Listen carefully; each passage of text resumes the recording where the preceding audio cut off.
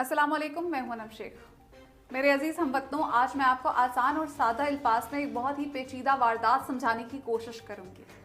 ये एक अहम तरीन मामला है जिसे हमें समझना पड़ेगा, जिससे नजरें नहीं चुराई जा सकती, क्योंकि ये मामला हमारी सलामती का मसला है। ये हमारी बका की जंग है जिसे हमें हर सूरत जीतना होगा, और ये तभी मुमकिन है जब हम इस जंग को मिलकर लड़ेंगे। अगर मैं आपको सादा तरीन अल्फाज में समझाऊं तो पुराने जमाने में जंगें कदीम हथियारों से लड़ी जाती थी, घोड़ों पर, तीरों से, तलवारों से, और जीती भी जाती थी। लेकिन आहिस्ता आहिस्ता वक्त बदलने के साथ साथ जंगें जीतने के लिए हथियार भी बदलते गए, और फिर जंगें जदीद हथियारों के साथ लड़ी जाने लगी। लेकिन जो कौमें पुराने हथियार इस्तेमाल करती रहीं वो जंगें हारने लगी। आहिस्ता आहिस्ता समझ आने लगा कि बदलते वक्त के साथ ज़रूरत इस अमर की है कि जदीद हथियारों से खुद को लेस किया जाए, तब ही दौरे हाजिर में फतह और बका मुमकिन होगी। अब एक पल के लिए सोचें, अगर हम आज भी पुराने हथियार इस्तेमाल करें तो क्या हम भारत से जंग जीत सकेंगे? क्या हम दुनिया में महफूज रह सकेंगे? नहीं, ऐसा मुमकिन नहीं है। दुनिया आज हमसे इसलिए डरती है क्योंकि हम जदीद तरीन हथियार इस्तेमाल करते हैं। दुनिया हमसे इसलिए डरती है क्योंकि हमारे पास दुनिया की ताकतवर तरीन फौज है। दुनिया हमसे इसलिए डरती है क्योंकि हमने बदलते वक्त के साथ खुद को बदला है। हथियार बदले, टेक्नोलॉजी बदली, और हम बदलते दौर के साथ चौकन्ना और आगाह रहते हैं। दुनिया हमसे इसलिए डरती है क्योंकि आज पाकिस्तान एक बहुत बड़ी एटमी ताकत है, और इसीलिए हमारा सबसे बड़ा दुश्मन भारत हमसे जंग करने से कतराता है। वो जानता है कि वो कभी भी पाकिस्तान से जंग नहीं जीत सकता, और ये सब सिर्फ इसलिए मुमकिन हुआ क्योंकि हमने बदलते वक्त के साथ खुद को बदला, नए अलूम सीखे और अपनाए, और दुश्मन को हर महाज पर मात दी। आज फिर एक दफा दौर बदल रहा है, जंगी अंदाज बदल रहे हैं, और हमें एक दफा फिर खुद को चौकन्ना रखने की जरूरत है। दुश्मन जानता है कि वो आपको मैदान जंग में शिकस्त नहीं दे सकता, इसलिए अब उसने आपको तबाह करने के लिए कुछ ऐसे नए मंसूबे बना लिए हैं जो बज़ाहिर या तो आपको दिखाई नहीं देंगे, और अगर दिखाई दिए भी तो आप यकीन ही नहीं कर पाएंगे कि क्या ऐसा मुमकिन है। आप इसी कशमकश में रहेंगे और वो जंग जीत जाएगा। इसी नए जंगी मंसूबे का नाम 5th जनरेशन वॉर है। 5th जनरेशन वॉर एक ऐसी जंग है जो बड़ी ही चालाकी से इंफॉर्मेशन डोमेन में लड़ी जाती है। गलत, मन घड़त, झूठी खबरों का बाजार गर्म किया जाता है, आवाम को अपने ही मुल्क और अफवाज से बदल किया जाता है, उनको गुमराह करके अपनों से लड़वाया जाता है, और बड़ी ही चालाकी से आहिस्ता आहिस्ता स्लो पॉइजनिंग की तरह अपने दुश्मन को उसकी जड़ों से खोखला किया जाता है, और इस तरह शिकस्त दी जाती है कि सांप भी मर जाए और लाठी भी ना टूटे। अब आते हैं असल कहानी पर।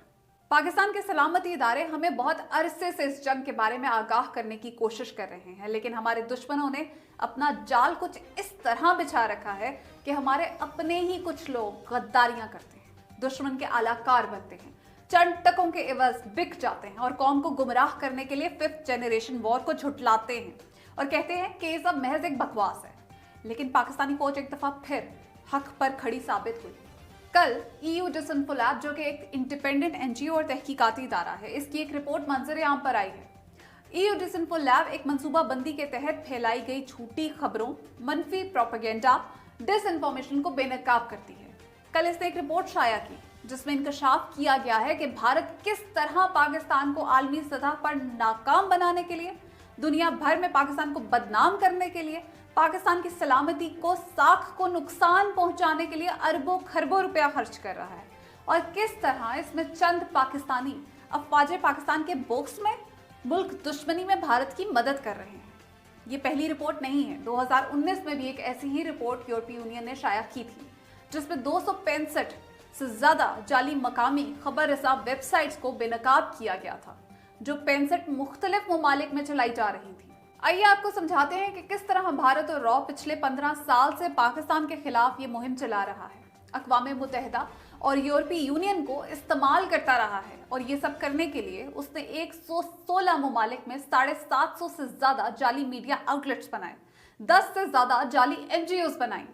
ये वो NGOs थी जो कि काफी अरसे पहले खत्म हो चुकी थी। सबसे पहले ये पाकिस्तान मुखालिफ मवाद जाली मीडिया आउटलेट से ब्रेक करते और फिर असली मीडिया आउटलेट्स तक पहुंचाते, जिसके बाद ये पूरी दुनिया में जाली NGOs को इस्तेमाल करके उसकी तशहीर करते रहे। यूरोपीय यूनियन और अक़वाम मुत्तहिदा के सामने पाकिस्तान मुखालिफ एहतजाज करवाते रहे और एहतजाज के जरिए जाली खबरें पूरी दुनिया में फैलाई जाती रही हैं। भारत की सबसे बड़ी न्यूज एजेंसी ANI भी इस नेटवर्क की आलाकार बनी रही है और भारतीय मीडिया तो पाकिस्तान मुखालिफ खबरें फैलाने में सबसे आगे रहता है। ये नेटवर्क भारत के श्रीवास्तव ग्रुप के अंडर चलता रहा है। अब आपको मजे की बात बताती हूँ कि हमारे नाम नेहाद लिबरलिज्म की आड़ में इस भारतीय स्पॉन्सर्ड मुहिम का हिस्सा बने रहे हैं। हुसैन हक्कानी जो सात फोरम के बानी हैं, इनकी NGO और सात फोरम एक ऐसी NGO के साथ मिलकर काम करती रही थी जो कि श्रीवास्तव ग्रुप के अंडर है और इसका नाम है IFSAS, European Foundation for South Asian Studies. अब सात फोरम में जो लोग काम कर रहे हैं, हम उन्हें अच्छी तरह जानते और पहचानते हैं। चंद मारूफ नाम: गुल बुखारी, डॉक्टर तकी, वकास कोराया, मारवी सरमद, अफराज आप खटक, गुलाल इस्माइल, ताहा सिद्दीकी और कई और बड़े नाम भी शामिल हैं। ये वो लोग हैं जो पाकिस्तान के खिलाफ जहर उगलते हैं। ये वो लोग हैं जो पाकिस्तानी फौज को निशाना बनाते हैं। ये वो लोग हैं जिनको पाकिस्तान की सलामती हजम नहीं होती। यही लोग बलोच सेपरेटिस्ट मूवमेंट को हवा देते हैं। यही लोग PTM पश्तून तहफ़्फ़ुज़ मूवमेंट का प्रचार करते हैं और यही CPAC को नुकसान पहुंचाने के लिए साजिशें करते हैं। अब अगर हम ताने बाने जोड़ें तो हमें समझ आएगा कि ये नवाज शरीफ को क्यों सपोर्ट कर रहे हैं। इसलिए क्योंकि नवाज शरीफ का और इनका बयानिया एक ही है और वो ये है कि पाकिस्तानी फौज को नुकसान पहुंचाना है, पाकिस्तानी फौज को अपने ही लोगों के सामने बुरा बनाना और इनडायरेक्टली पाकिस्तान की सलामती को नुकसान पहुंचाना। क्योंकि पाकिस्तान और उसके दुश्मन के बीच में अगर कोई रुकावट हायल है तो वो है पाकिस्तान की फौज और ये इसीलिए नवाज शरीफ को सपोर्ट करते हैं।